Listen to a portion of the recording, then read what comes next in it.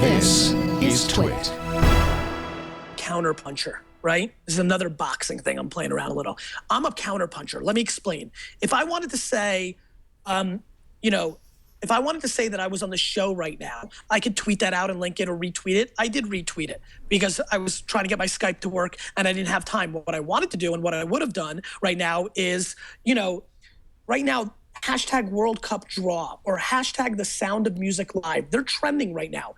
If you can be clever with your copy and tie in what you're doing to what's trending, you can get far more interesting results. Now, you'll get a lot of awareness because people will look at it. A lot of it won't be qualified, but some of it will.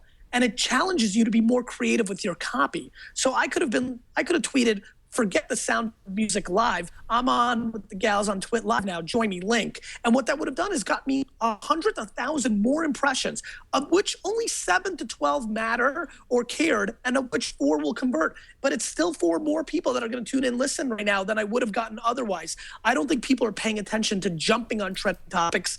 Instead, they want to create their own trending topics. And unless you're like a 15-year-old rapper, you're not creating a trending topic. That's really interesting because, I mean, that's an old trick of news headlines, right? I mean, particularly on the web, it's like, what's the big thing? Let's talk about the sound of music and then make it about whatever we wanted to write about in the first place. And I think that it is particularly anybody who spends enough time online, you go, oh, I know that trick. That was a cheap page view. But on something like Twitter with hashtags, it's still sort of a murky area and you can get some traction there. Yeah, I mean, I'm just confused that people, again, the boxing was an inside joke for me. Boxing is known as the sweet science. I think there's a beautiful road in my mind, guys. There's a small town in middle America. I have a picture in my mind as I'm thinking right now, and there's a cross streets, and it's Creative Way and Analytics Drive. There's this beautiful corner that I want to live on, which is this cross section of analytics, and which is tactics and creativity. I don't just believe in the numbers. All these big data guys, all the data guys and gals that think data solves everything. If that was the case, this would all be over already. So it's a mix. It's a blend of data and creativity. And so you've got to have both. And I spend a lot of time on the science of it.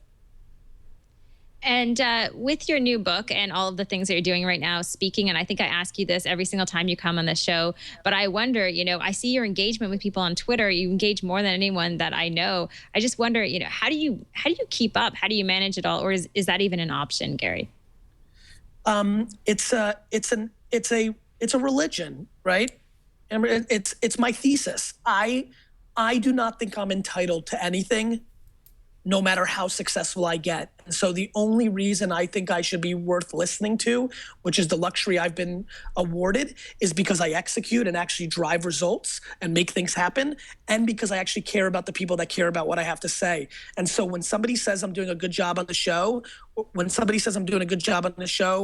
or I said something smart in this show, I'm gonna say thank you, and I care. And if people are tweeting, I mean, I'm driven by gratitude. I'm thankful people give a crap about me or what I have to say. And so I just lack entitlement, even though I come across with plenty of bravado and all that. That's in me too, I've got that. But I have a whole lot of the other stuff too.